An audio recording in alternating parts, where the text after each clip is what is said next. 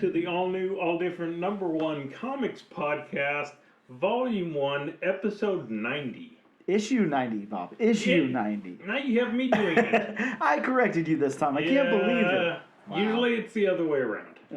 It's always the other way around. That is true. But like always, I'm Bob. Hi, Bob.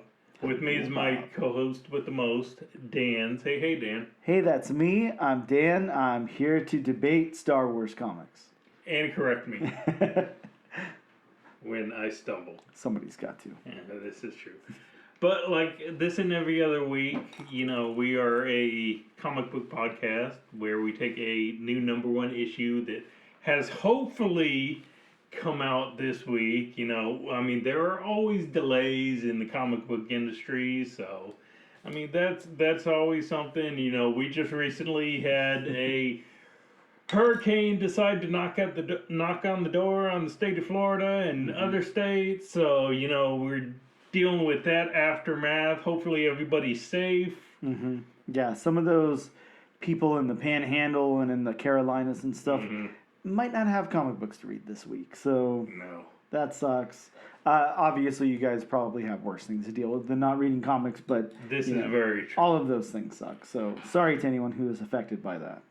And speaking of comic books, do you want to tell everybody what #1 issue we're covering this week? I would love to, Bob. I don't have the issue in front of me, but I'm going to go out on a limb here and say it's Star Wars...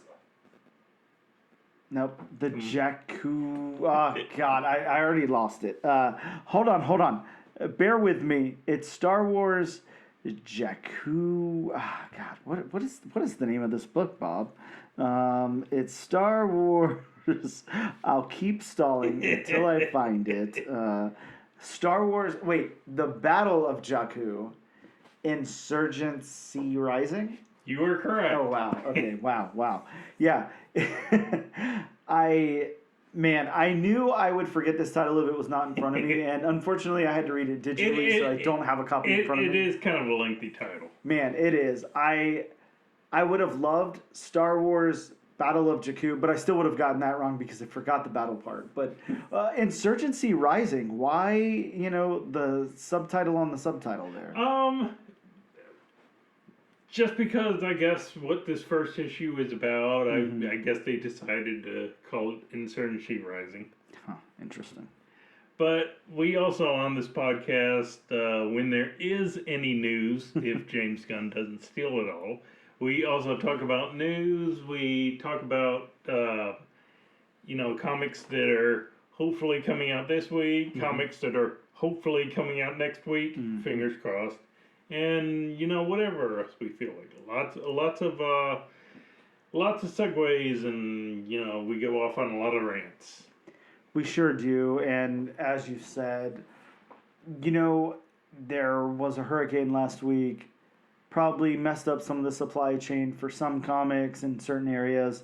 I know you and I were only mildly inconvenienced. I can't even really say affected, but we didn't get our DC and Image books this week, so Correct. Those will be coming down the pipeline a little later. I'm glad that we didn't decide to do one from either of those publishers, to tell you the truth. But yeah, sorry to everyone who is affected by that. It's not a laughing matter. There's obviously some really big bad stuff that happened to some people out there. So our condolences and I don't know, our thoughts. To anybody affected by that. But with that being said, we'll take a quick break. We'll come back and talk some comic book news. Hey,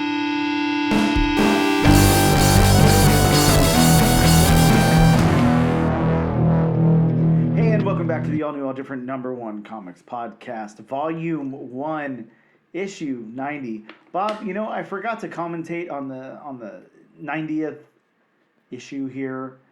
Wow. 90 episodes of this podcast. I know. We say it every time, because we're getting into these higher numbers and everything. But 90 is such a big number. It really We're only is. 10 away from 100. That is so insane. It really is. In a way, it doesn't feel like we've been doing this as long as we have. No. 90. I mean, I guess if you think about it, since we do it on a weekly basis, I mean, 55 weeks in a year. Yep. You know, you can do the math on that. Crazy too, because I know we talked about this before. We talked about it like when we did our like best of episode or end of the year episode or whatever it was. But you know, I listen to a lot of podcasts. I listen to like comic book podcasts as well. Mm-hmm. I'm not trying to diss anybody who has things going on or any of that, but like I do feel like we made a commitment here and we really stuck with it. We haven't missed a single week. This is true. That's crazy. This is true. That's crazy. People take weeks off, you know, they miss a week, things happen, people get sick. We haven't missed one single week. We are like 80s cartoons Yeah. where there's one season, but like 60 episodes. Yeah, exactly. Pretty crazy. Crazy stuff to think about. Super cool, though. I'm really excited that we're on our 90th episode. And yeah, in 10 more, we'll be on 100. That's just insane. Anyways, let's talk about news not related to this podcast. Bob, I don't know if you've heard this. This is obviously spoilery, if true, but we're getting back into like comic book speculation, comic book movie speculation and stuff. Okay. It's, you know, I feel like it's been missing for like a little bit. I can't say like a super long time, but I remember for a few years there, you know, when the MCU was just pumping stuff out and rumors and all of that, and DC as well, comic book speculation was just like going through the roof. People were, you know, digging back issue bins, buying off eBay, everything. You know, I remember when I was doing my live sales for a while, you know, I just pop in a book that just came out that week or a first appearance or something, and like, you know, I'd have bidding wars like live right in front of me, and it was just so cool to see. And for a while that's dipped down. We haven't been seeing like a lot of new characters. You know, a book or two will take off, and then it cools down pretty quickly. But it feels like right now we're like definitely not in a resurgence of that, but like we're back on the outer rim of it or something. Like maybe something could happen here. I don't want to jinx it, but Null, like the Null stuff is just through the roof right now. Yes. Everybody wants anything Null related because of this new Venom: The Last Dance movie. Bob, have you heard the rumors that Andy Serkis will be playing Null? You know, I just read that before we started recording. Wow. Thoughts? They aren't going to show his face then. Yeah, I was gonna say mocap, live action. Like, what are we doing here? No, I can't see them doing live action. Just because I don't think of Null when I look at Andy Serkis.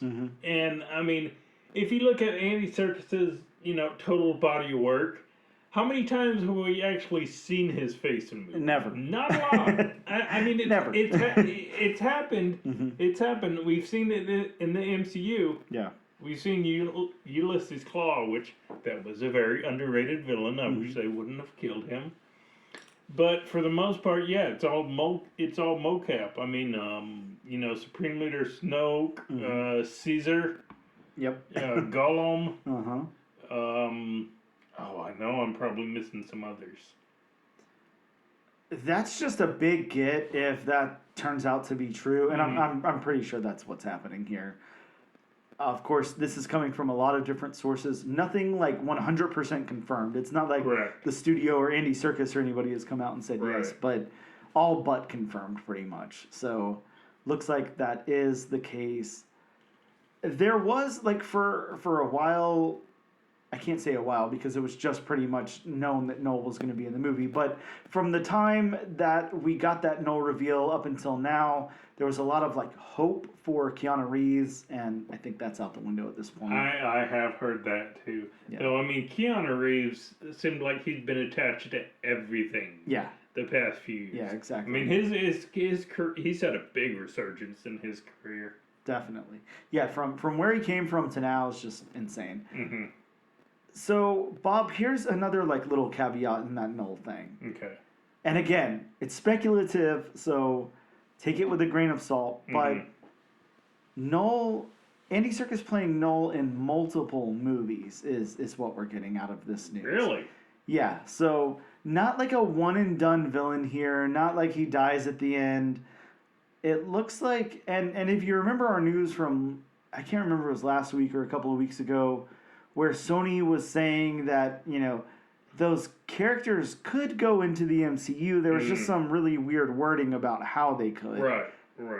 Yeah, Bob, this is looking like maybe that was the reason for that clause, is what a lot of people are saying. And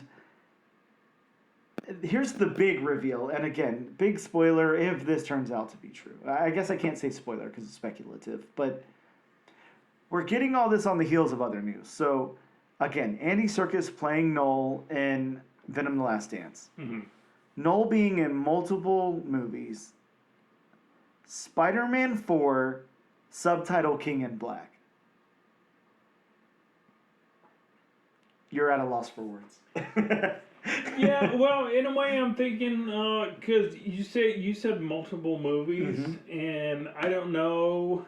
I don't even think the next Spider-Man even has a release date yet. Hold that thought because I'm not sure either. But because I thought at this point the next Spider-Man movie was just speculative that it's going to happen. Well, we got our director, right? It's the Shang-Chi director. So it's not speculative that it's going to happen. We have a director, yes, but how many directors has Blade had so far? Yeah, very, very true. And, your whole thing about multiple movies, I mean, yes, it could be a subtitle for the next Spider-Man movie if that, ends up being true. Mm-hmm. But, I'd like them, just like Phase 1 did with Thanos. I'd like them to build up Null. Have him appear here and there. Mm-hmm. Have him appear and after credits, stuff like that.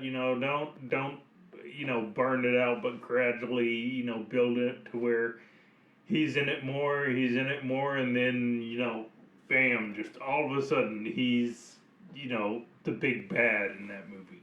Mm-hmm. I wouldn't want them to just shoot their shot, right away, so to speak. And of course, we'll have to see how the response and everything for the character is. Yeah. But the news that I have here is saying that originally Spider-Man 4 was supposed to be released in between Avengers: Doomsday and Secret Wars, and that they had it scheduled for July 27th of 2025. Mm-hmm. Now it's being delayed until July 2026. Mm-hmm. Not too far off, though. I mean, given that we're in October of 2024, July 2026, for a whole Spider-Man movie is... With as long as, these big budget productions take to make, 2 years is nothing. I mean, sometimes it takes almost a year just for post-production to get the VFX, shots right and reshoots and all that kind of stuff. Very true. I don't know. I guess the main takeaway from this is, of course, again, all speculative. If Andy Serkis is playing Null, if Null's going to be in multiple movies, and if Spider-Man 4 will have Null in the movie, all great news to me. Sounds super cool. Mm-hmm. Again, I own copies of Null's first appearance, so I'll gladly take that. I own some of the later printings. No, too. You own multiple copies. I'll tell you. Speaking of later printings, if if you're truly just a collector and a flipper, mm-hmm. the third print of that book, I don't know exactly why, but it's the cover. It's actually a whole lot more It's actually more valuable than just the first printing. Yeah, it's because of the cover. And Bob, I'll tell you this. This is one of those weird ones. Where sometimes, you know me, I've got boxes and boxes of books all over the place. So I have way more misses than hits. But, just like with Something is Killing the Children and, books like that, I've got 50. I ordered 50 copies of the third printing of Venom 3. So, yeah, I mean, I've sold some off, like, during my live sales and stuff, but I want to say I sold maybe, like, 10 to 12 copies, so... Oh, so you still have it? Still have quite a bit. You still have a good chunk. Yeah. So I've been thinking about it the last couple of days. I'm like, I need to go to storage and dig those out, see what condition they're in. Hopefully I don't have them, shoved in some short box or something without, like, unbagged and boarded or something, because that's a possibility too. But yeah, I remember when this Venom series was coming out, when Donny Cates and Ryan Stegman were on it, like, I was very, very stoked on it. Again, I think I told this story last week or a couple of weeks ago where I went to MegaCon and I got Donny Cates to sign a copy of Venom #1, a couple of copies of Venom #1. I had the regular cover and then I had like a convention exclusive and a couple of store exclusives and stuff. And we talked about, some of the covers because he wasn't aware of all of them. And one that I had him sign, he was just like, "This is such a cool cover. Like, this is, where'd you get this? It's so cool." And I was really shocked because I was like, "This is your comic. You don't know about this cover." But again, it made sense. But yeah, man, I went all in on the Venom stuff. I was really, really big in it. When Null came out, I was like, "This is a cool character." I ordered stuff. I was at that time very big on ordering lots and lots of copies of books. So that's what I did. Have plenty of copies of that, but. I'll have to throw one in your stocking for Christmas, Bob. But anyways, in other news, Bob, is Joker 2, say it for me again, Folia do? Folia do. Okay, sure. Folia do. I just don't understand how the hell you pronounce whatever that is. But yeah. Bob, well, we don't speak French. That's true, we don't. It's turning out to be such a disappointment, apparently. There's lots of... Again, it's not out yet. I think it releases... early releases tomorrow, and then it comes out Friday? Soon, Is yes. that usually what it is? Yeah. Mm-hmm. So it's scheduled to come out on Friday the 4th, October 4th. The early reviews are so bad for this movie. Like, everyone who loved Joker, who thought it was a great movie, who thought it was like a commentary on society, who thought that, the filmmaker really did something with the budget and everything, and then has, basically like double the amount to spend on this movie and everything, just really bombed it. Like, everyone is like, this is bad. Making it a musical was stupid. Like, it doesn't make sense. The story doesn't make sense. It doesn't track.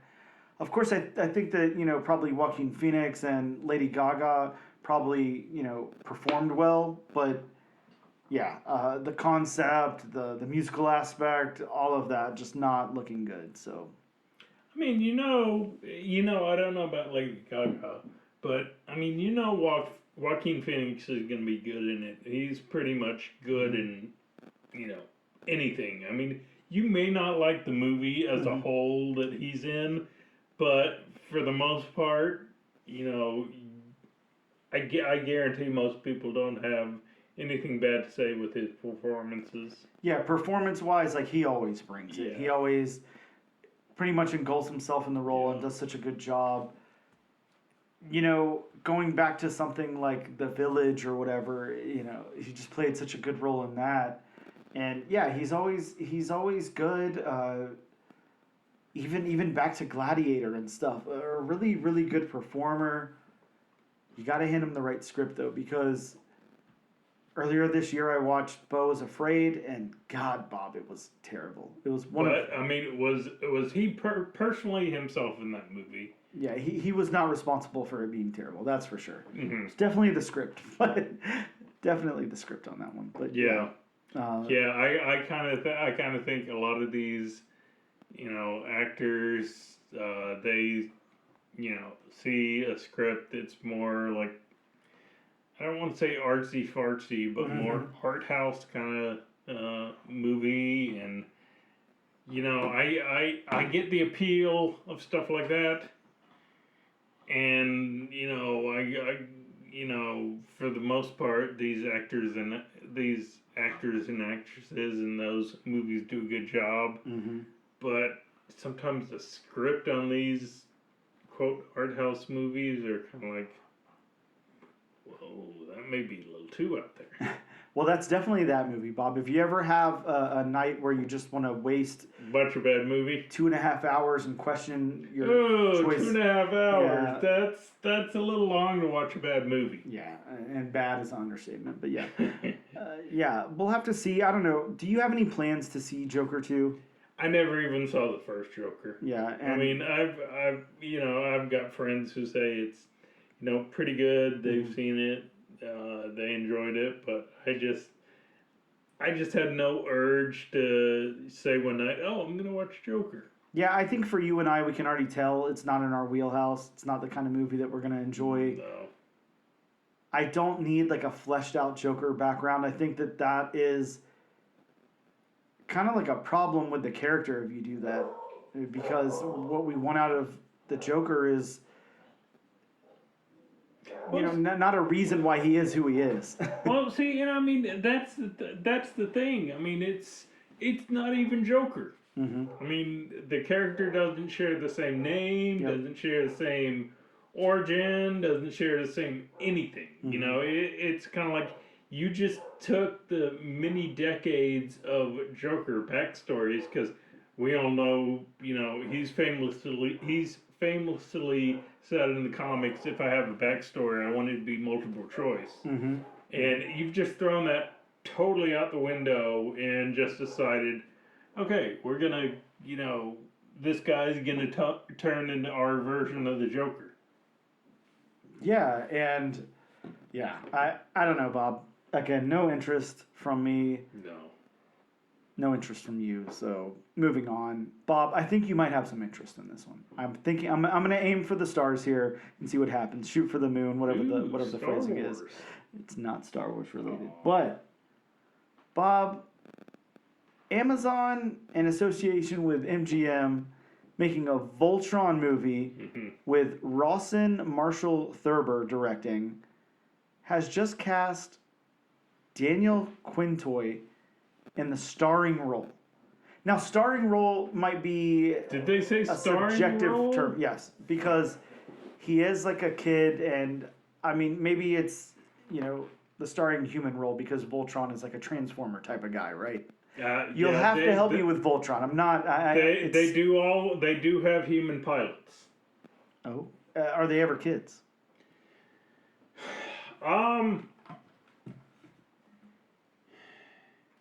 Well, it kind of depends on what iteration of Voltron you go for, because there was the OG Voltron cartoon, which had basically a different cast of characters, and then there was a sequel series which I think most people forget about, called Voltron Force, which wasn't even lions. It was actual vehicles in space. Like I said, I think most people, want to sweep that underneath the rug. And I mean, even the cartoon, even the newest cartoon that Netflix released, doesn't follow the, OG show. Even those characters, while based on those characters, aren't related to those characters. Mm-hmm. But if they do pull from the Netflix series or even the OG series, I mean, there is a character. I don't know how old that character is supposed to be, which that character ends up being female after season 1, but you're not supposed to know that. Oh, okay. It's a secret, Bob. Mm-hmm.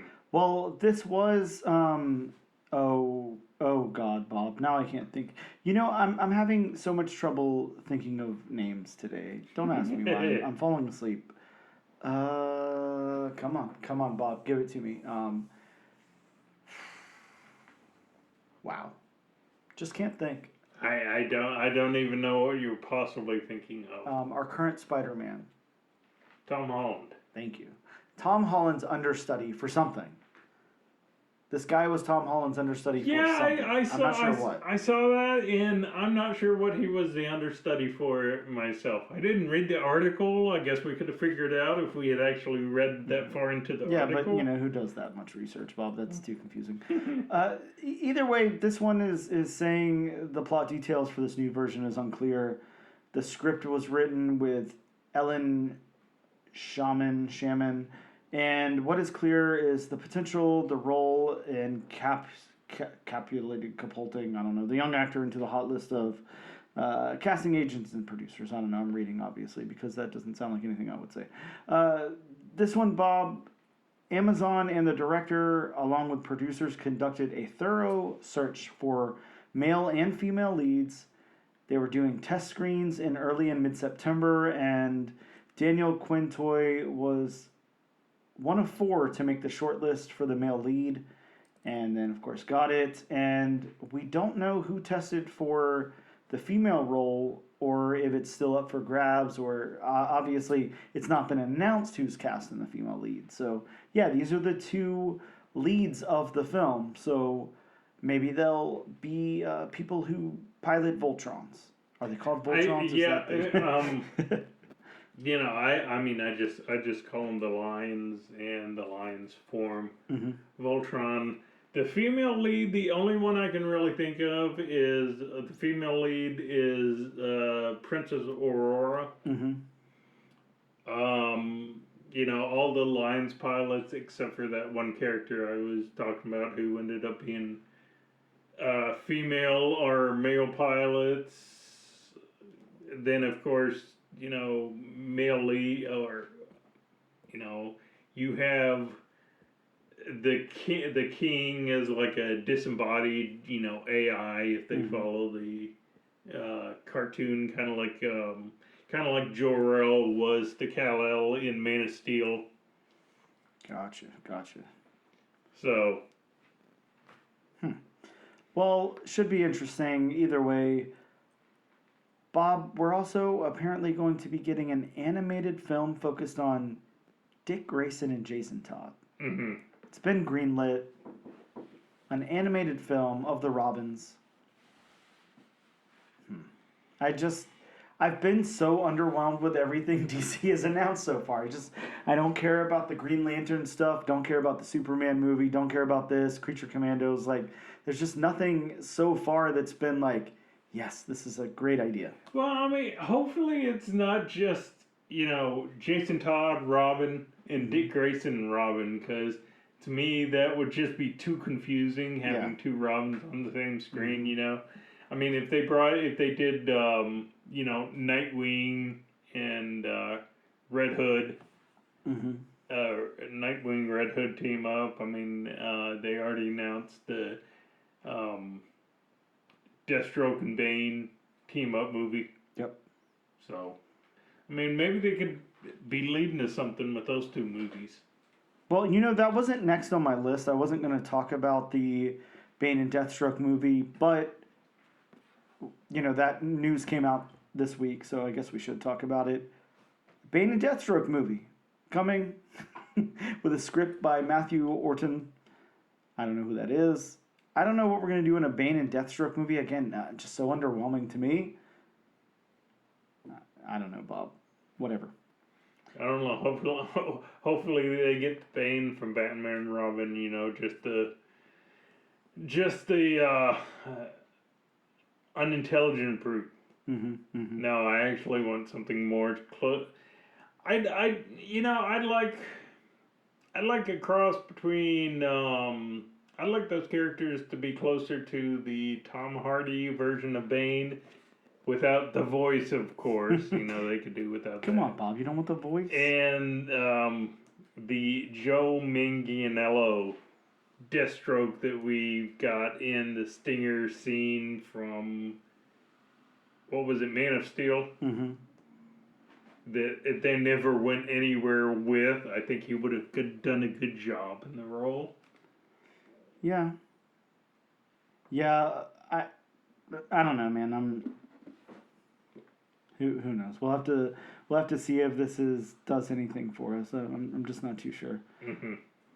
how about our last little bit of news, Bob, that I have, unless you have anything? Image Comics released a book back in 2015, August 12th, 2015 to be exact. It was called The Beauty. Most people just refer to it as Beauty. But I think, Bob, I feel like it was like 30 issues before it wrapped up. It was all the way up until like 2021, I think was the final issue, somewhere in there. And yeah, we've got a series coming, or perhaps a movie. I don't know if it clarifies which one. It's going to be produced by Ryan Murphy and star Evan Peters, Ashton Kutcher, Anthony Ramos, and Jeremy Pope. Dude, they're like pumping some serious talent and money into this thing. They really are. Have they said what service it's going to be on? Not that I've noticed so far. I haven't seen anything that in depth, and I'm basically just going off like headline readings. I haven't really read into it. I love this book. It's a really, really cool book. But yeah, I'm not too sure where it's going to land, or if it's a show or a movie. I would imagine show, I would hope. But this one's about a modern society obsessed with outward beauty. And what if there was a way to guarantee you could become more and more beautiful every day, Bob? And what if it was a sexually transmitted disease, Bob? Oh, okay. In the world of the beauty, physical perfection is attainable. The vast majority of the population has taken advantage of it, but detectives Foster and Vaughn will soon discover when it comes at a terrible price. It's written by Jeremy Hahn and Jason Hurley.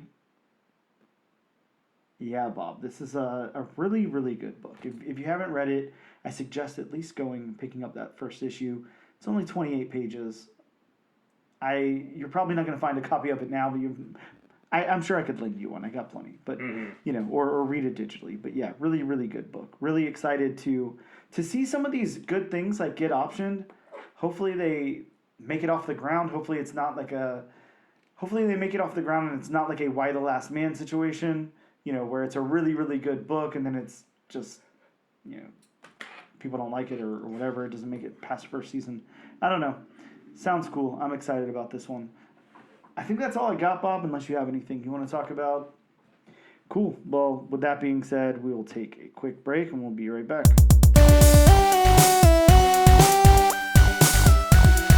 Hello and welcome back to the all-new, all-different number one comics podcast, issue number 90. Bob, it is time to talk about some new comic books that dropped in shops this week. If you were luckier than us and you got all these books, if, again, a lot of people were affected by the hurricane that was, so a lot of people probably didn't get any books at all, which sucks. But to the people that did, let's talk about some of those. We got from DC Comics a whole new Batman, Bob. We've got Batman 153. Batman's back. It's got a first appearance of Commander Starr. And yeah, this is, again, we haven't read it yet, but we've got Chip Zdarsky writing this thing and George Jimenez as the artist, so can't be too bad, I would imagine. Bob from Boom Studios, one of my favorite creative teams that here's two people I never thought that I would see do a book together. Two people I really like a lot doing a book together. Brian Azzarello and Vanessa Del Rey. Doing The Creeping Below #1. This is after being victimized at a music fest by the hands of a vile local band. An American metalhead finds guidance from the old gods of Norse mythology to her redemption or revenge. Interesting. Very interesting. Yeah, really interested in that book. Really, really interested. Back over to DC Comics, Bob, we got the big DC All-In special #1. Mm-hmm. Introduction of the Absolute Universe, the debut of Justice League Satellite, the first appearance of the Absolute Trinity. Bob, any guesses who's on the Absolute Trinity? Batman, Wonder Woman, Superman. Well, Bob, you are correct. That's right. We've got Absolute Batman and Superman and Wonder Woman. The Absolute Trinity. Wow. I was going to say trilogy. See, I want, Plastic Man, Eurofloor, Mm-hmm. and let's see, what's another good one? Come on, Bob. I know you got a good one in there. Animal Plant Mineral Man. I thought you were going to go with Animal Man. I would have been very excited about that, but yeah, can we get some more Gotta give Animal the Doom Man? Patrol up. Yeah, I agree. Would be very cool. Yeah, absolute Batman. That's going to be the one that everybody cares about. I assume, in another, I don't know, 10 years or something, you'll be able to sell the book for $20. So good on you. The most important thing is absolute power will be Thank God, done. Bob. No more absolute power titles to talk about. Can't wait. From Image Comics, we got Hyde Street #1. This is another title in the Ghost Machine imprint over at Image, the Jeff Johns and everybody universe over there. Be careful who you talk to on Hyde Street, Bob, and what you do, because the consequences make death itself seem like the easy way out. That's terrifying, Bob. I don't want death to sound like the easy way out. That is very terrifying. Yeah, what is worse than death? Bob, I kind of, I was stoked about this book and I wanted to read it. Now I'm kind of scared. I'm not going to lie. I might not pick that one up. We'll have to see. I Know What You Did Last Crisis #1, Bob. It's from DC Comics, an anthology of horror stories tied to major DC events, including Blackest Night, Crisis on Infinite Earths, Millennium, 0 Hour, The Final Night, and Final Crisis. I've heard some really cool things about this one. We have a lot of creators on it, of course. Too bad we couldn't read it. Yeah, we could not read it yet. Bob, here's a big one.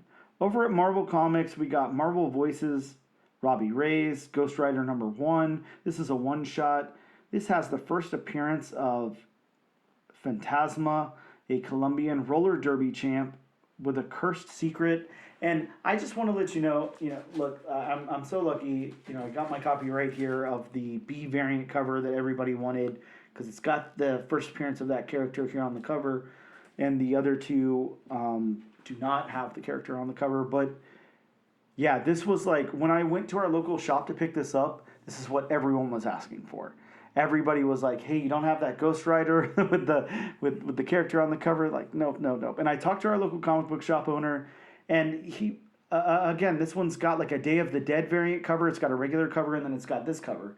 And he was like, I felt at the time of FOC that I should have, that I needed to order plenty of the Day of the Dead cover. I thought that would be the one people would want. And he's like, "Look, there's a stack over there on the table, and the cover you've got is all gone." So, yeah, no way to predict these things, but yeah, this book might heat up a little bit this week. I've noticed some sales already, throughout the week, kind of ahead of the book coming out, that were kind of up there, selling for, what you normally expect, like out the gate, like a little bit of organic growth, like double cover price up to like, $16 or so. So growing, always good. Bob, from Ani Press, we got Skin Police #1. In the midst of a global population crisis, a black market for cloned babies has emerged. But as it turns out, 3 out of 4 of the children transform into an unstable killing machine that must be hunted by the Skin Police. Very creepy and interesting. That's what I'm saying, man. There's some like terrifying books out here this week. Don't know what's going on with these people. Don't know, what they've been thinking about or what's going on. But wow, yeah, a little scary. Bob, we got Storm #1 from Marvel Comics. An introduction of the Night Nurses Superhero Hospital. Something we were really stoked about last week whenever we read that statement. We also got Ultimate Black Panther #9. Introduction of the Ultimate Sorcerer Supreme. Who could it be, Bob? I guess we'll have to find out. Tune in to find out. Ultraman X Avengers #2. Possible first appearance of Alien Zereb, a herald of Galactus, who is mentioned in issue 3. Don't know, Bob. Okay. Those are some of the new books that came out this week. There's also like a indie book or two in here. I don't know. I'm trying to remember what was in my stack. From Band of Bards, Big Guns, Stupid Rednecks #1. I did pick up a copy of that. Isn't that all of Florida? Yeah, pretty much. Those are some of the notable books that came out this week. We'll take a quick break and we'll be right back.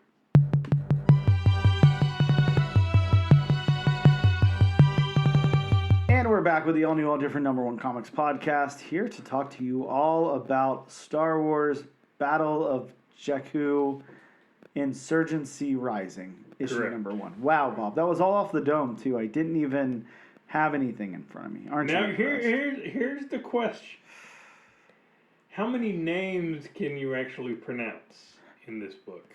Probably none. I would assume I mean, at least you got the title right. none. Yeah, we'll see as I go along. I haven't tried to say any of them out loud yet, so you know, you look at something like RYNN and assume that you can say that, and then when it comes down to it, you're like Ryan, Rin, I don't know. I mean, again, at least you got the title right. Yeah, so we'll see what happens. Let's go over the synopsis of this book, though, before we do anything else, Bob.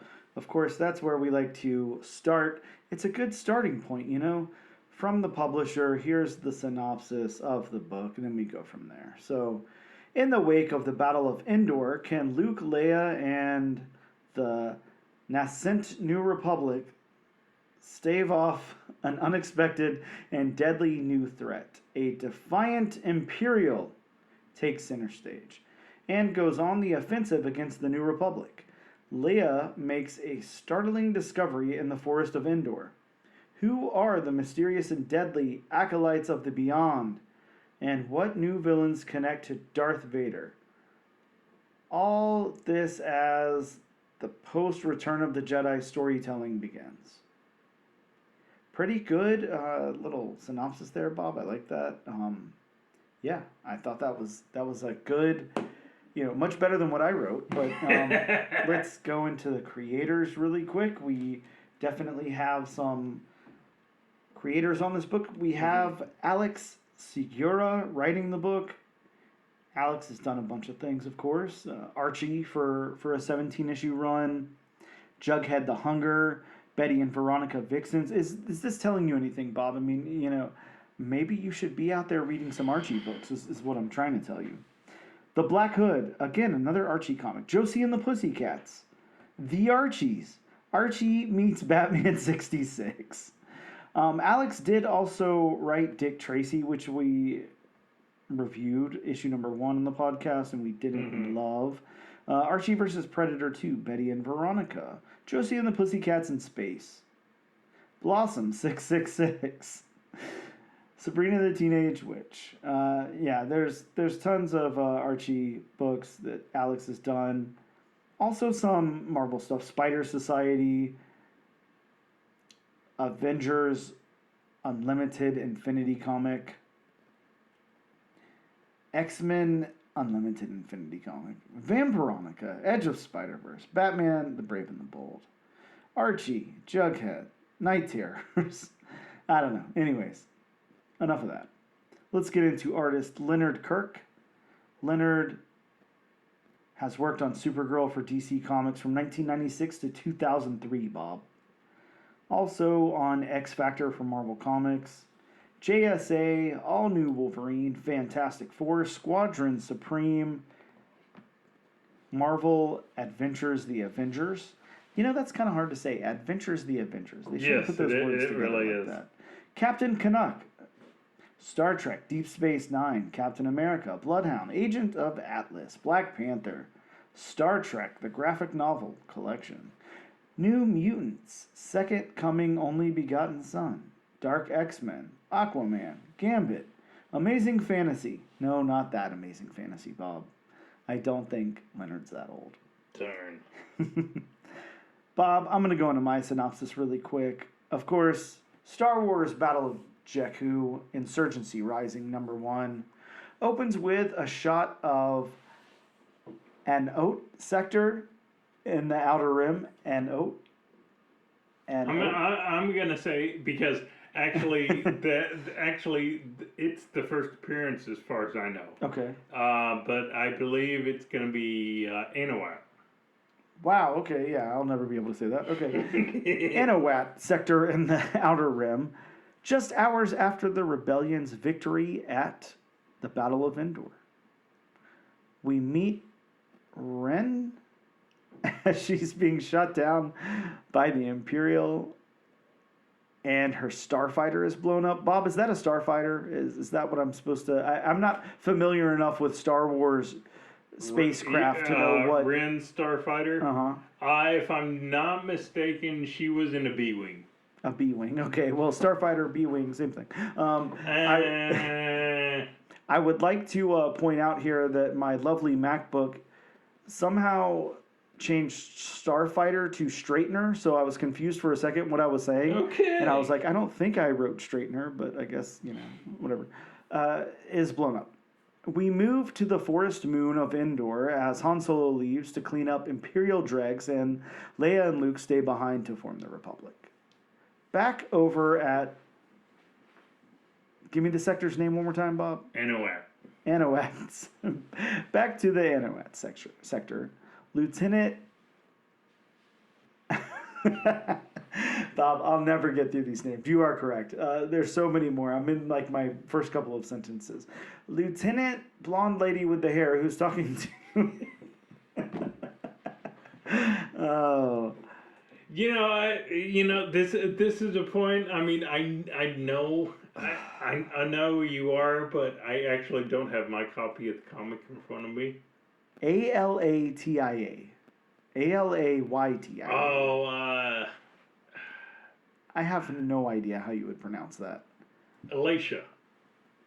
Wow. Okay. The whole time I was seeing her name, I just thought Alicia. Well, it's much closer than what I came up with, which was nothing. So, Lieutenant Alicia tries to save some prisoners to gain intel, but Commander Brog dismisses her and kills them while someone else demands the Oscure woman. Back to Leia. She finds Vader's helmet and talks to him about how angry she is and can't forgive him. Over to Deveron, the Oscar woman is invited to meet with Ubrick. Back to Endor, Luke tells Leia that he knows she visited Vader's remains and he sensed her anger.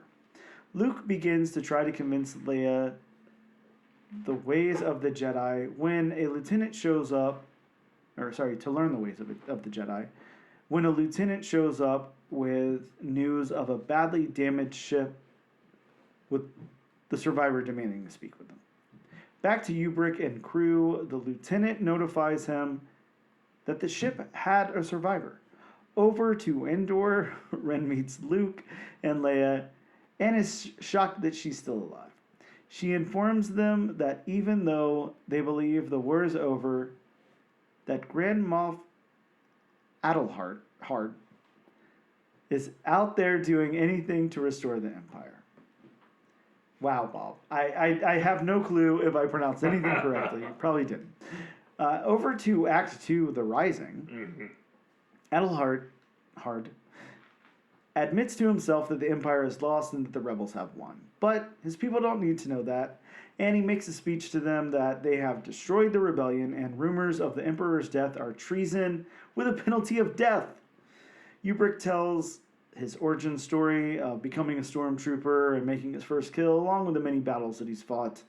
And he talks about the leaders that he learned from, including Thrawn, Tarkin, and Vader.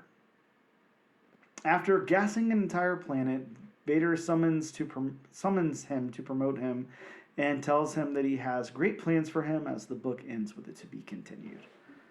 Wow. It's like the story is so straightforward and easy to tell. It's the names. Wow.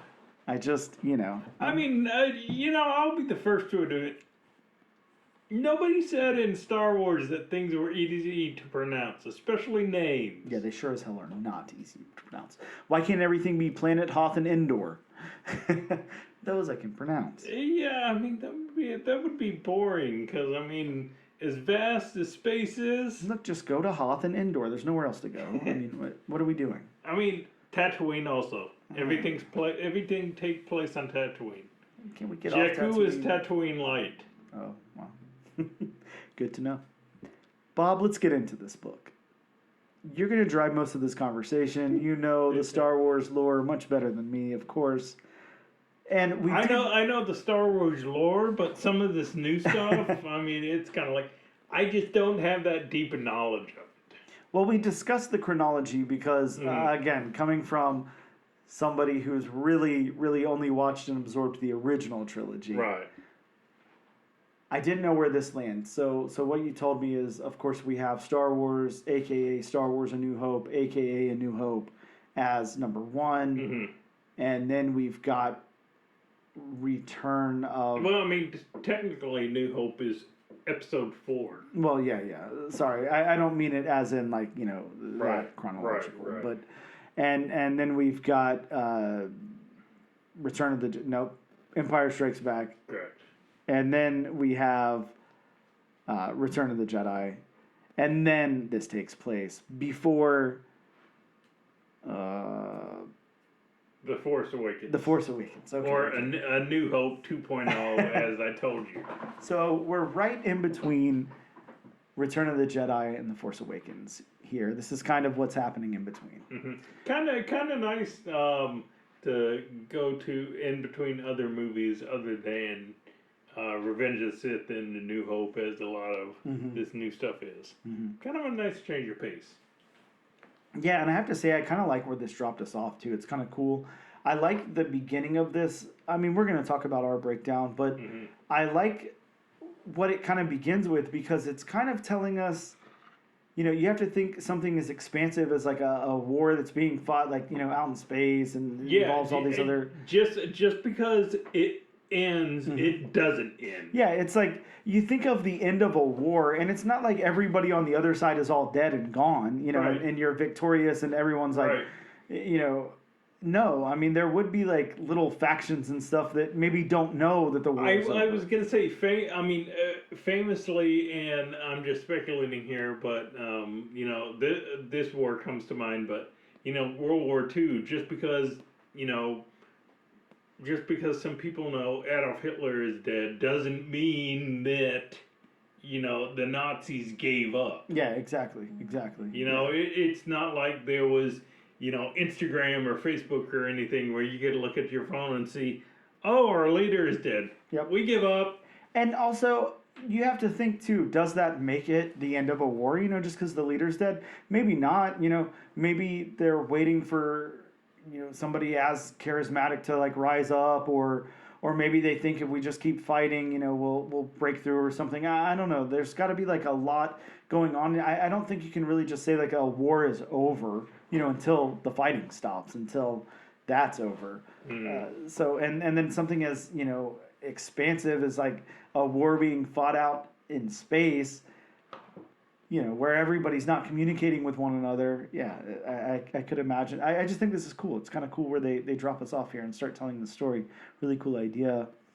Let's talk about the story beats, Bob. This one, it's pretty straightforward, even though it seemed like a task at first. It's a 40-pager first issue, and... Yeah, this book, you can take it 2 ways. You can take it as an entire story, or you can take it as breaking it down into 2 parts. Yeah. Which, for me, I don't know about you, but for me, the beats, I have to take into 2 parts. Because, the second part of the story, it, focuses on one character. Yes. Whereas the first half of the story, it focuses on pretty much, okay, what they think is the end of the war, and, ends up not being. So, I mean, for me, I got to take the beats into 2 different parts. I'm going to say this. Like, I honestly liked the beats here. I thought it was very kind of cinematic, like the way it worked, like the way they were telling the story, how it... Again, I love being dropped off right in the middle of kind of like the end of the war and this little faction out here not knowing what's going on. Yeah. Or maybe not necessarily not knowing what's going on, but not accepting what's going on. Right. And then we get over to what, is happening on Endor and Luke and Leia and everything. Mm-hmm. I thought that was really cool. I like how they're tying in this fact that although Leia knows she shouldn't hold on, she shouldn't like harbor this anger and everything, she's human and she can't help it, you know? And it's, I think she's a human, right? Is Leia a human? She's something. Oh, yeah, she's a, okay. She's a human. But, you know, it's like she's not able to just like forgive and forget the way that Luke is, and Luke kind of wants her to, you know, be trained in the Force and be able to deal with these things so she doesn't get tempted to cross over to the dark side and all of that. And although she seems to be like warming up to the idea maybe a little bit in that one scene before Ren makes contact with them and everything, it's just a very interesting like nuance in the characters there. I really like that a lot. Mm-hmm. And then I like where we end up. I like how, you know, that portion of the story ends, and I like how we go back to Adelhard's, you know, kind of like flashback to his history and everything. While flashbacks can be, for, you know, as far as story pacing and moving the story along, I mean, flashbacks can be good. Yeah. Flashbacks can be bad. It just depends on how they're told. Yeah. And, you know, I did like, you know, the flashback where it told his entire story. You know, that flashback was told really well. I mean, it was told in a very linear, you know, style, and there weren't any hang-ups in my mind. There wasn't. I mean, they're, you know, telling somebody's origin story, you know, they can be also a lot of dialogue, a lot of exposition. And to me, you know, this origin story, there wasn't a lot of dialogue, there wasn't a lot of exposition. So I think the beats in, you know, the first part flowed well. Yep. I think the beats in the second part flowed well. And I think that that's a testament to storytelling and really, you know, to Alex here for writing the book. And you know, I will credit the artist for some of that as well, although we'll definitely get into the art. But, you know, for all the books, especially number ones that lay out all this exposition and like stop for so much, and you know, there's a lot going on in this book. There's a lot of story to tell, and we even break it up into a second half to get like a backstory of a character, but it's never like slowed down. The pace is so good.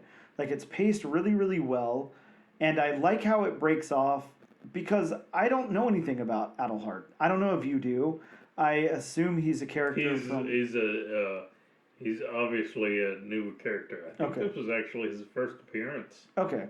So, we don't know anything about the guy. I mean, we can, you know, obviously put two and two together and see that he's like, you know, kind of that hardened, like, you know, I'm going to get results any way possible kind of guy or whatever. Well, yeah, especially who he was mentored under. Yeah, I mean, of course. You can't ask for any three more, you know, sinister, deviant characters to be trained under. Exactly. And it wasn't like bogged down with dialogue. There wasn't all of this. It wasn't like a chore to read. It didn't seem, especially like you said, going into his backstory and everything, we usually have like this huge monologue and everything explaining all this stuff.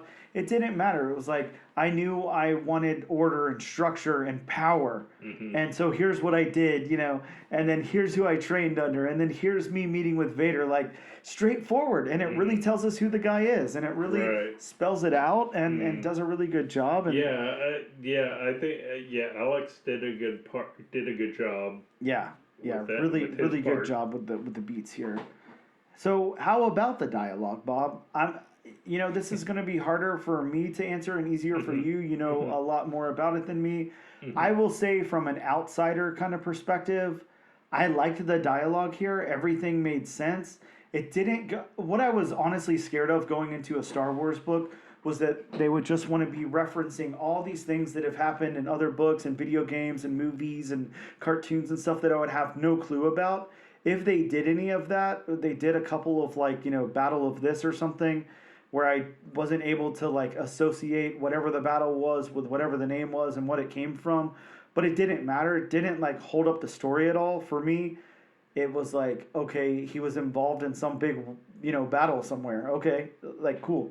Moving along, there was no point in here where it's like I don't understand this reference, so I can't understand the story or whatever. There was probably Easter eggs for somebody like you, but for somebody like me, it worked perfectly. The dialogue was really good. So with somebody who has much more of a take on that, I'd like to hear yours. The dialogue, it was a case of I could see every character saying that. I mean, of course you have, Luke, who's just at this point just finishing up his Jedi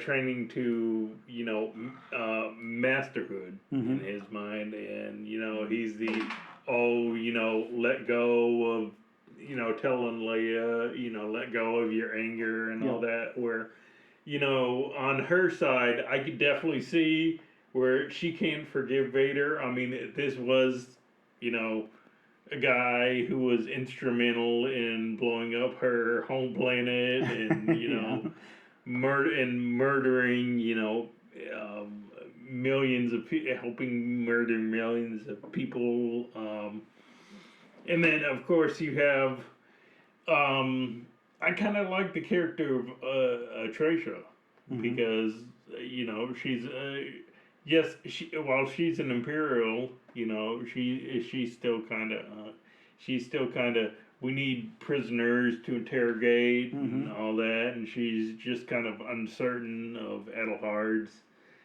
tactics, and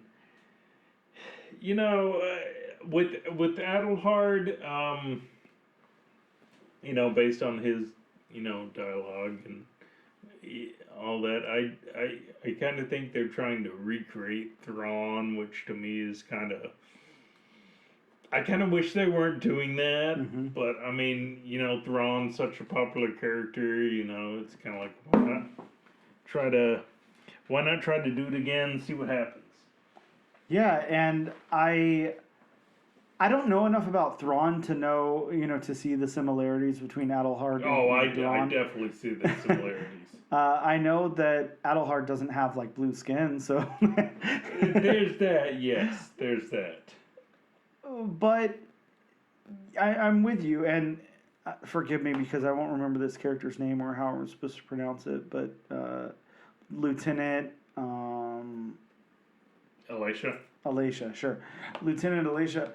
I liked her dialogue too because she was a very nuanced character. Like, imagine being in that situation and you're not as pure evil as some of these guys you're working with, but you still have a mission. You're still on the dark side over there, like fighting for that and everything. Well, and I mean that's the thing. Just because you're in service of the Empire doesn't mean you're evil. I mean, it may just be okay. I'm a soldier. I'm supposed to follow orders. Yep. I may not agree with those orders, but because I'm in service of the Empire, I have to follow them.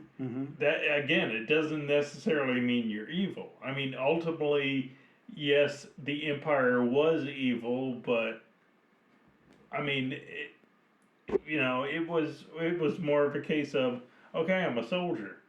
I may be working for the side with, very questionable morals, but I'm still a soldier. I'm going to do my job. And it makes you wonder too sometimes, based on that, do you know you're fighting on the wrong side? If you're in the middle of that, I don't know. It's nuanced, and I like that about it. It's really cool. It's very interesting, but. Yeah, I would say the dialogue in this works really well for an outsider. It sounds like it works well for a true fan too. Yeah.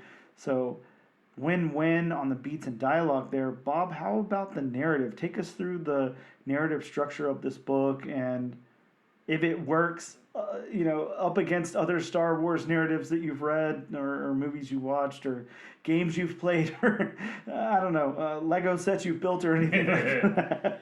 See, and I like the narrative of this book because it's exploring what happened pretty much right after the second Death Star got blown up over Endor. And again, I mean, yes, we know the Emperor is dead. Yes, we know Vader is dead. So technically, that should mean the war is over. But I mean, again, like we said, just because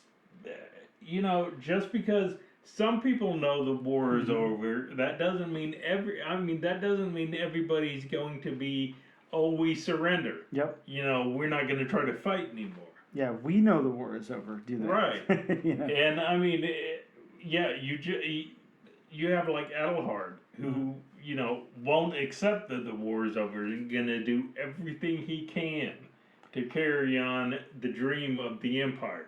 Yeah, and it's almost like, I don't want to keep coming back to this, but it's almost like war is kind of perspective too, depending on what side you're on. So a war being over might mean something to you that it doesn't mean to somebody else. As long as you're still fighting, it's still a war. So somebody may have claimed victory, but like you said, if you compare it to Nazis or something, well, we still have Nazis today, which is sad and shocking to think about, but there's still people fighting that war. It's just very fortunate to us, at least, that they don't have so many people fighting on their side anymore. Is a war ever really over? I don't know. It's kind of interesting to think about. I didn't think I'd be reading a Star Wars book and be thinking this deeply, but yeah, it is. It has triggered some thought like that. So, yeah, I think narratively, this is such a cool book. I like the way it's structured. I love the two parts. I love the break where we get into Adelhardt's backstory. I think that's really cool. I like it. I will say this. I like that Alex did it like that, broke it up into the two parts, as opposed to trying to weave that into the story that was going on. Yeah, and it's kind of weird because of course we've read, and I'm sure everybody listening has read many books like that where it has many different parts. Oh yeah. And sometimes the parts seem disjointed. Yeah. Like what does this part have to do with this part? And this one, I think it focuses so much, especially the second part where it just focuses on Adelhard. That it's just clear and concise. It doesn't stray. It doesn't make you think, what does this part have to do with the first part? Yeah, it was definitely a really good choice, and I really like that choice a lot. So how about the world building, Bob? How do you even world build in a Star Wars comic? There's so much Star Wars world out there. How can you really add to that mythos? I think that, it explored these worlds really well. I don't know how much it added on because I don't know enough. I liked the parts of Endor that, we saw. I thought that was like really cool. It was like, very familiar, but yet not. Like it was the moon of Endor. Sorry, I'm not supposed to call that Endor, but yeah, I don't know. I'm gonna let you kind of lead the world building here because I don't know that I have enough of a take on it, but I enjoyed everything I saw. Yeah, the world building was fine to me. I've seen Star Wars so much and read so much Star Wars and all that. To me, Endor's Endor. That's just my take on things. I did like them, and just because I'm not familiar with some of the new stuff, I did like exploring a new system, the Anawat system, and I can't remember the planet, if they say the name of the planet where Adelhard was from. Yeah, I don't recall them like subtitling. I can't remember to tell you the truth. Yeah, I don't recall them. And again, I don't have the copy of my comic in front of me to use as a reference. Bob, it looks like the planet you're referring to is the poor, lifeless planet Ripurni. Okay. Okay. I definitely didn't stop the record and go back and read. No, I knew that off the top of my head. Of course not. Yeah, I'm very well researched here. Wow, you're more Star Wars research than I am. Yeah, of course, Bob. Yeah, what would you expect? But yeah, that's I think that's the only place that possibly doesn't end up in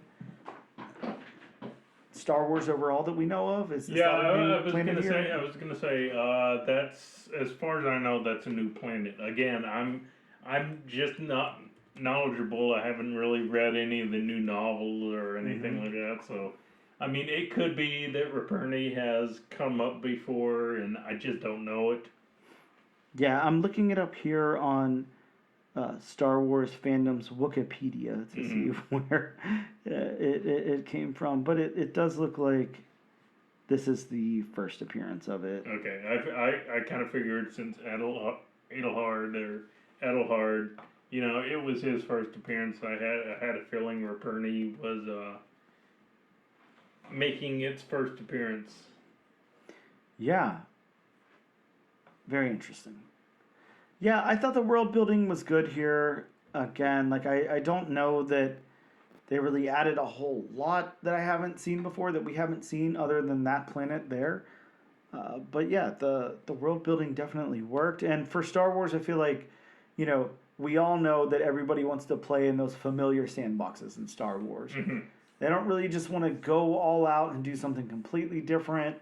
I don't know why. I don't know if it's fear of fan backlash or something else, but that's usually what we see is more of the same kind of thing expanded a little bit in like a specific sector or something. Yeah, I'm not gonna lie. I mean, especially introducing a new system, I would have liked to explore some different places, but that's not to say that later on down the line, because this is a 12-issue series at least, that we won't be exploring new places and seeing new faces.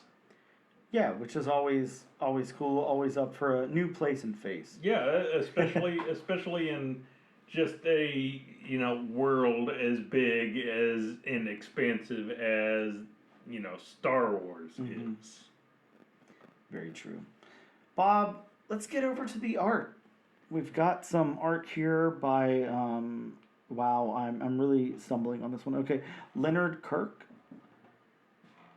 Let's talk about the characters. I'm gonna have some thoughts. I don't know about you. Yeah, I have thoughts. Yeah. I have thoughts. What did you think about the character? Now, are we, just like I did with the beats, are we breaking down the art in two different parts?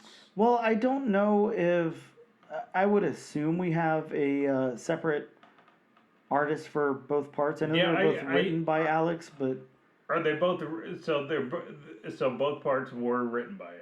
Yes, Alex wrote both parts. I want to see who the illustrator was in the second part, because I feel like it's so different that it can't be... Well, actually, I don't know. Now looking at it, maybe it's just a different colorist or something. But let me see if I can get back up to the top. Because I thought there were two different artists. I could be wrong.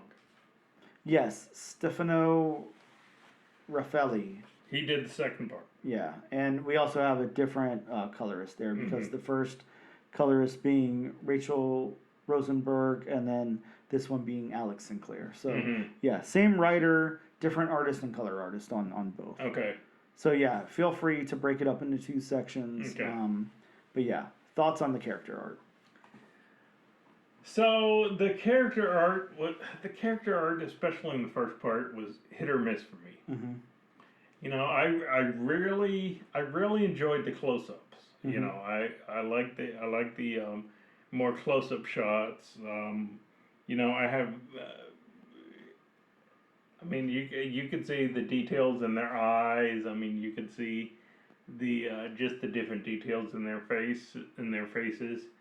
Now, where it got missed for me was the distance character shots. Yeah. That was a miss for me. That was a huge miss for me also, because I'm so confused how you could have something published by Marvel in association with Disney. It's a Star Wars comic. It's directly tied into the Star Wars films, and you just completely leave off faces. You have some really distorted figures in the background. I was gonna say, that one shot of Luke and Leia just walking along, walking along the fields of Endor. Mm-hmm. I mean, Leia looks like a rag doll. Yeah, yeah. Some of that, I'm sorry to say, just really, really doesn't work, which is sad because, like you said, the close-ups look great. I think that it's got to be hard to take characters as iconic as Princess Leia and Luke Skywalker and Han Solo, Mm-hmm. and have to recreate them in a drawing in a comic book. I feel like they do a pretty good job with most of that.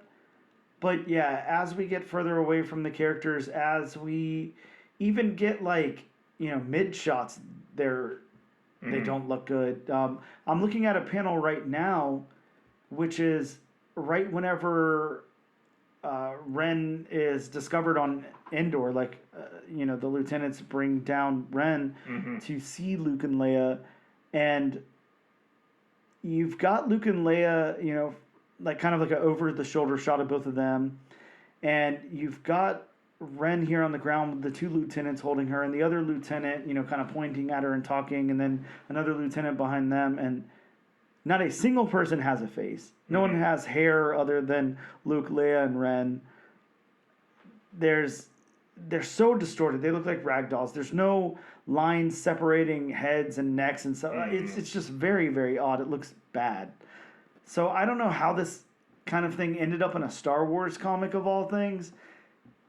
It's pretty crazy. It's pretty unfinished and bad. I definitely enjoyed the character art more in the second part. Yes, the second part has some really good character art in it. I really agree. does. I love the sketchiness and kind of grit on it too. Yeah, I have it. I have it opened on my tablet to one part where it's or one panel where it's showing a side shot of Edelhard, and I mean, you can make out all the individual hairs on his beard, all the individual hairs on the hair on his head. I mean, I mean, you can make out everything. Well, and you look at, I know we're talking about characters here, but you look at even things like the Death Star and the big ships that are surrounding it and everything, and there's so much insane detail put into all of those. Like, there was really time spent on all of this. Even the little TIE fighters, like way off in the background, look great. There's just a level of artistry here that just looks really, really wonderful. As that planet's getting gassed, the kind of electricity and stuff happening in the background and everything up against the backdrop of space just looks phenomenal. So yeah, this is hard because we have the first and main section that's kind of really just not working. I would say, it's like a 2 out of 5 or something. In character art, it's just not that good. Yeah, I gotta say, as good as the story is in the first part, I hate to say the art drags it down, but yeah, I'm sorry, and I hate to say this, Mr. Kirk, but it's just not working for me. And I agree, and I'm trying to think because I really need to look at Leonard Kirk's credits and see what he did on all those Archie books. If he was the featured artist or if he was like a color artist or a writer or something, editor, what. But I can't imagine because, reading a lot of those Archie horror titles, I mean, the art is great. Like, you never see any unfinished looking art or anything. I don't know if it was up against the deadline of like a Marvel book or what happened here, but it's not a good look. It's really not. No, really it's really takes not. it down quite a bit for something that's written so well. So yeah, I'm kind of sad that happened. How about the backgrounds? Of course, this in every book, got to pass a background test. Bob has a very, very intense extensive background test that each book must pass, and it's very nuanced because it's not a one size fits all. You know, it's in context to the book that it's in, the tone of the book, and what's going on in the individual scenes and all of that. But Bob doesn't want to, like, we're seeing unfinished art in the faces and stuff here. Bob's not really going to want to see something like that in the background. So, Bob, I'd love to hear your thoughts on the background art here and if it passes your test. I would have liked to seen it a little more cleaned up. Mm-hmm. Especially when they're showing the, Ewok tree houses. Yeah. Mm-hmm. On indoor. I just would have liked to see it cleaned up. I mean, it doesn't have to be perfect because, I mean, those aren't, they're man-made structures, Mm-hmm. and I mean they're natural man-made. I mean, it's not like it's it should be as perfect as like concrete with right angles or anything. Mm-hmm. They're natural products. The underbrush, the trees and all that. So they're not going to be perfect. I just would have liked to see it more, a little more cleaned up, not as rough looking. As opposed to, especially in the second part, the Empire, where it's more, sterile, clean looking, orderly. Yeah, I'm with you. I think in contrast to the second part, the backgrounds in the first aren't as good. I don't think they take away from the book. I think the backgrounds are fine here. I don't have as much to critique as you because I'm not obviously that heavily involved in Star Wars, but I think that everything, at least in comparison to the character art, is way more fleshed out in the backgrounds than it is in the character art. So I'm okay with that. I do like the depiction of like shadows and line work and stuff like that, and shading that's used here. I think that's kind of cool. I think it's interesting. I'm with you though on some of the interior shots on the ships and stuff. It leaves like a bit to be desired, but I think overall the backgrounds I'm fine with. How about the locations, Bob? This is obviously again going to be way more of a you thing than a me thing, but take us through the locations on this book. It goes some places. We're on Endor. We're in the ship for a lot of it. How did you feel about the locations? I mean the location is where everything I expected.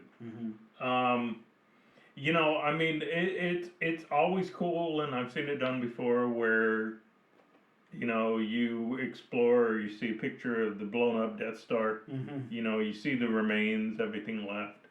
I thought that was really cool. Of course, I don't think the sections that I see depicted would be as big as they are, considering that was a very sizable explosion. Yeah, could be wrong. Yeah, we don't know how space works, so take our. Well, technically, if we were following the actual rules of space, there would be no sound. In space, no one can hear you scream, Bob. Exactly. No, true. That's nobody can hear the Death Star blow up. Wow. So if a Death Star blows up in the woods, what's the saying? A bear, a tree? I don't know. Anyways, Bob, let's get over to our last part of the review here, which is the colors. We do have dedicated color artist, Alex Sinclair, on the second part, and Rachel Rosenberg on the first part of the book. How did you feel about the colors? This is going to be more of a you thing for tone than a me thing. Yeah, and the colors. Well, first of all, to point out the colors for both of them, I really like the shadow work. I really like that. I mean, it was totally blacked out where it needed to be. It was kind of a shady where it should have been. The colors in the first part, of course they were, more vibrant. Yep. All that kind of stuff. And I always love, especially in flashbacks, where the colors just seemed a little more they seem a little more washed out, a little more muted. That's how you know it's a flashback without being told, you know, without having this big sign waved in front of your face. Hey, this is a flashback. Hey, we're flashing back, guys. So I really enjoy that. So overall, I really enjoyed the colors from both of these colorists. Yeah, I did too. I think the colors worked great. I really liked the colors that we got on the moon of Endor. I am with you. I think that, as far as writing, this book was really consistent all the way through. As far as art, it shined a lot more in the second part. Same thing with colors. I like the colors throughout the book, but I think the second part just showcases them a little bit better. I like the hues that we get on the planet Repuring. I forgot the name of it, but Reperni, yeah, the planet Reperni. Yeah, I think this had some really cool tones to it. The colors worked really, really well. We had that dark, dead, blue, spacey look and everything, and throughout the book, and that was cool. We got some greens whenever the planet was getting gassed and everything. Just, yeah, there's some cool stuff here. Whenever Vader shows up on screen, it really gets those dark. We got the navy blues and the blacks, and it's highly saturated, and everything looks really cool. So, of course, we do this so we can either recommend or not recommend the book to our listeners, recommend they add it to their pools and all of that. I'm going to go out on a limb here and say that my opinion is not as important as yours on this one, so I want you to go first because you know a lot more about Star Wars. I was trying for my review to be unbiased. Yeah, that's got to be hard. Yeah, when it came to Transformers, when it came to Thundercats, Yep. when it came to G.I. Joe, yeah, I kind of had to separate my bias towards those franchises because those franchises, just like this franchise, is near and dear to my heart. Yeah, I would say this one's got to be the hardest one, Bob. You're the Star Wars guy. As everyone knows you, Bob, you are the Star Wars guy. So, yeah, I would really like to hear your final thoughts. I'd like to hear if this is enough to for you to suggest this book to our listeners to add to their pools. Please. Yeah, and I do. I'm definitely going to go on to issue 2, and I would definitely recommend this to our listeners to at least go on to issue 2. I thought this issue did what a number 1 issue is supposed to do.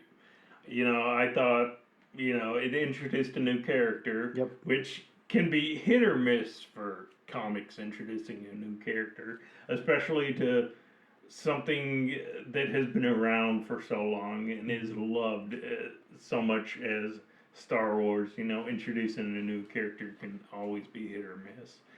But, if you're a longtime Star Wars fan reading this, I think you're gonna, enjoy it. It's telling the story of a different place we've never been before. And, if you're a new Star Wars fan just wanting to jump in, I think this does a really good job. I don't think it's overly complicated, as you pointed out before, of course, you not being the Star Wars fan that I am, you were able to follow this comic, so I think it did a good job for new fans and old fans alike. Yeah, and just to shadow some of that and go into my final thoughts on it, I think that that's kind of important here. A lot of us on the other side, of the Star Wars thing, the reason that we don't get into Star Wars, the reason that we don't watch, any further and stuff like that is just so big. Like there's so much information and knowledge to know about it and all of that, and it's scary. It's like, am I even going to be able to drop into anything? Am I going to be wasting $5, by buying this comic, and then it's all just going to be references to things and characters I've never heard of, and I'll have no clue what's going on? Oh, trust me, started doing research, and then it's like, okay, let me do research on this character. Okay, let me do research on this planet. Yep. So Yeah, there's so much out there. Yeah. So yeah, that's the pitfall of a franchise that's been around since 1977. hmm yeah, and something that's so beloved too, because it would be easy to I don't know go into something with a little bit. There's plenty of things that have been around that long that don't have as many entries. Movies, books, comics, games, shows. Everything in between. It's almost like, you know. And again, I just named one, Thundercats. Yep. Yeah. Exactly. I mean, exactly. Thundercats is beloved by many, Mm-hmm. many people. Yep. But the entries on that franchise are few and far between. Yep. It's a lot more accessible. So let me say this. The most important thing to me was that this was easy to read, easy to get into, and it wasn't bogged down with all of this mythology from Star Wars. I wanted some of it in there because that's the appeal of Star Wars. It's its own universe. So it's not like I want it to be that disconnected to where, just anybody can walk in without knowing anything. But I honestly feel like you kind of could. Like, it tells enough of the backstory here without a whole lot of exposition. One of the things that I'm really loving about this is you can tell Luke, Leia, maybe Han Solo, like, characters that like matter, but they're not the story. yeah, it's not focused on them. It's not like I need to know everything about Leia before I can read this book, because it's a very nuanced character with a lot of development. Same thing with Luke. Same thing with Han Solo. It's like we're kind of hitting the ground running with these newer characters, and we're seeing what's happening with Adelhard, and we're seeing how he was made, and how he's like becoming a villain and all of that, how he's becoming the dark side or whatever, and I really like that. I think it's cool. I think that just like Darth Vader, and the prequel trilogy and stuff, the characters are so nuanced that you're looking at them through a lens of, okay, things are happening to them. There's things that made them this way. They didn't just come out of the womb like, evil or whatever. Yeah, actually, and to kind of add to your point, not to cut you off from your final thoughts, but I have a really good friend who's, probably, at least that I've met, as big a Star Wars fan as I am. Which is kind of hard to find. But one of his favorite movies is Rogue One. I don't know if you've ever seen I've not seen that particular movie. But it's one of his favorites because there's not a Jedi in it. Which, is a nice change of pace because, of course, we know, Jedi and Sith are one of the biggest parts of Star Wars, but I mean, it just does such a great job of telling a story without having, an all-powerful Jedi to solve the problems.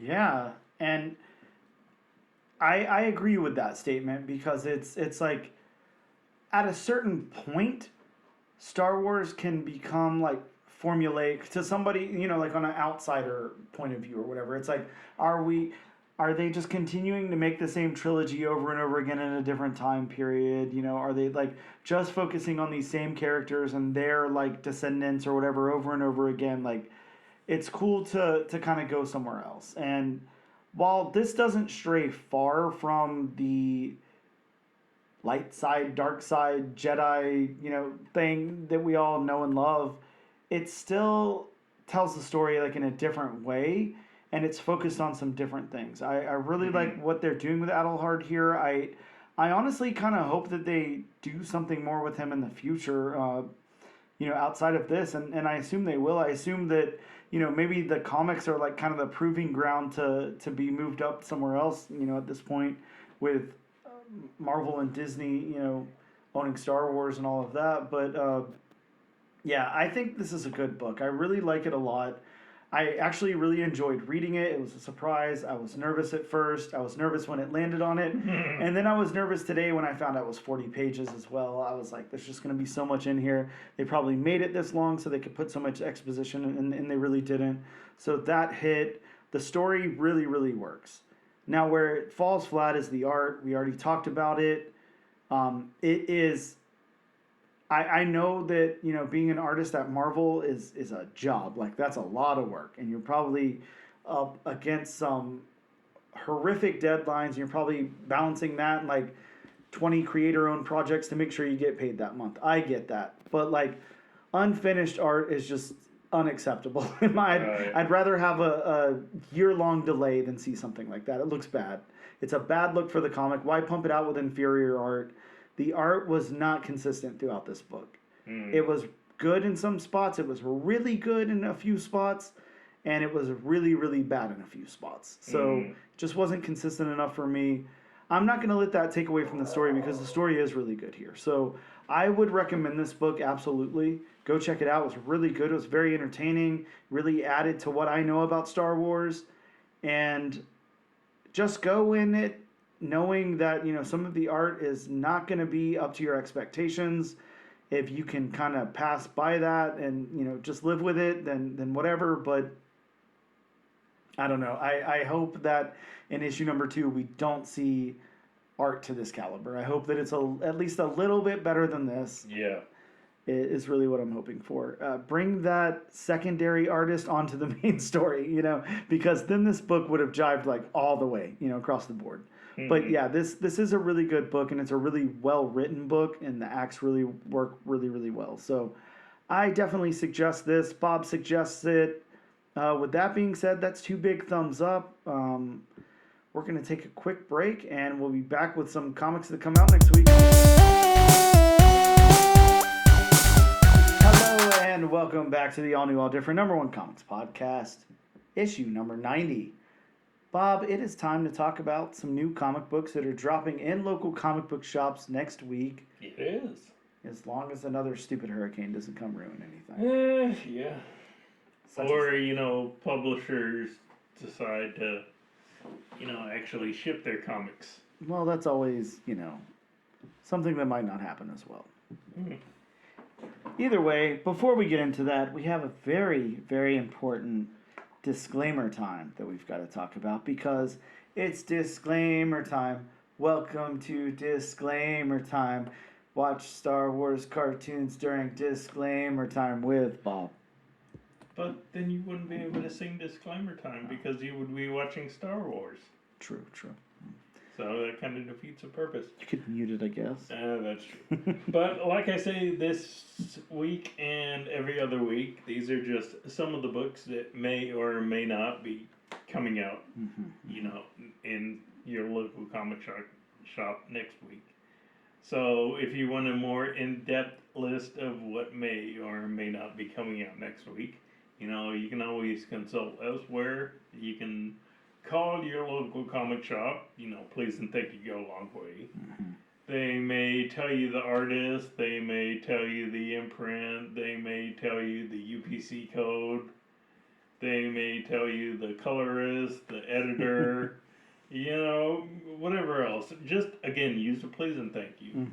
Other than that, you could always send a drone. You could always send an owl. You could always John Wick tube system. Anything new this week? I don't know, Bob. I'm trying to think, if there's anything new happening this week, as far as delivering information. Nothing really, pops out in my head. We've done paper airplanes. We've done smoke signals. We've definitely used the Harry Potter owls. We could get Hawkeye to shoot an arrow. Hey, shooting an arrow. I'm sure even from your house. Yeah, it wouldn't be a problem. Yeah, I'm sure. I like that. Okay, well, we'll go with that this week, Bob. You can have Hawkeye shoot an arrow over to your local comic book shop. Ask him what books are coming out. Ask him to tell you about the publishers, about the writer, the colorist, the artist, all those people that put in so much work to comics.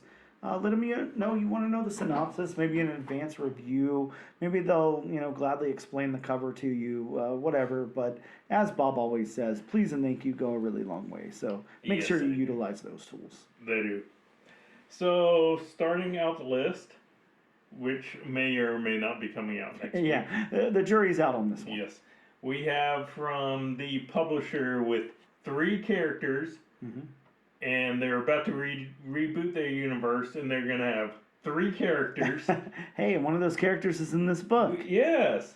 We have Batman Full Moon #1, and no, he's not pulling down his tights. Well, I mean, we haven't seen any variant This covers is yet, true. so you don't know that, but... They already did that in Batman Dan. Oh, yeah, very true. This is Batman versus the Werewolf of Gotham City. Bob, if this is indeed coming out, I'm definitely going to grab a copy of this. I love werewolves. Kind of surprised Gotham City has never had a werewolf before. Yeah, true. As far as I know. Yeah, well, who knows? They probably have. Next up from the company with just 3 characters and nobody else, we have Batman and Robin #14. Robin is a character because he's associated with Batman. Bob, this one has the first cameo of Memento. A very interesting looking character, might I add. I know you guys can't see this on the podcast, but wow, Bob, just check out that character there. Whoa! Right? That was the reaction that I was going for. It's very... At every one of his killings, does he leave a memento? Yes. Going to the House of Ideas, Marvel Comics, they have more than 3 characters. They certainly Thank do. goodness for that. Here's a couple new ones. We have exceptional X-Men #2. Yes, X-Men with an adjective. They are exceptional, Bob. And this one has the first appearance of Melee, and the first appearance of Axo. He would be very welcome in the Star Wars universe. He really would be. One I know a lot of people are looking forward to up next, going to the very redundant publishing company. We have Absolute Batman #1. Yes, written by Scott Snyder with art by Nick Dracota. Bob, this one is the premiere issue of an ongoing series that will take place in the Absolute Universe, a dimension built on Darkseid energy. So it's kind of DC's answer to Marvel's Ultimate Universe. I'm in for this. I mean, let's see what they do with it. Let's see this different take on Batman and Wonder Woman and Superman. So, was this Batman drawn by Rob Liefeld? Maybe. I don't see anything. People ain't got nothing on him. Nope. Really interesting, wings coming off of his hands. Yeah, Yeah. This is an interesting Batman. Yeah, it really is, and I'm not seeing a cape. Yeah, I don't know. I'm seeing excited to see shoulder this one. pads. Yeah, definitely those. I mean, just imagine Bane cosplaying as Batman. Yeah, not a bad. Yeah, wow. No. Going back to the House of Ideas, Marvel Comics, we have Spider-Man Black Suit and Blood #3. Yes, Black Suit and Blood. An anthology of stories that introduce dark alternate reality versions of Spider-Man. Just what we need, more versions of Spider-Man. More Spider-Mans. I mean, if it ain't broke, don't fix it. Yeah. We got a new Batman. We got to have new Spider-Mans. This is true. Sticking with the House of Ideas, we have, which is a very cool cover, by the way. Very cool. I love Very the cool cover. cover. We have Fantastic Four #26. So, Bob, this is a standalone Halloween issue. So, of course, this will be being picked up by me. But also, let's describe this cover for our listeners. So, I would say 2/3 of the cover is a giant pool of blood from the bottom up. We have Mr. Fantastic's stretchy neck coming out with his head screaming at the top.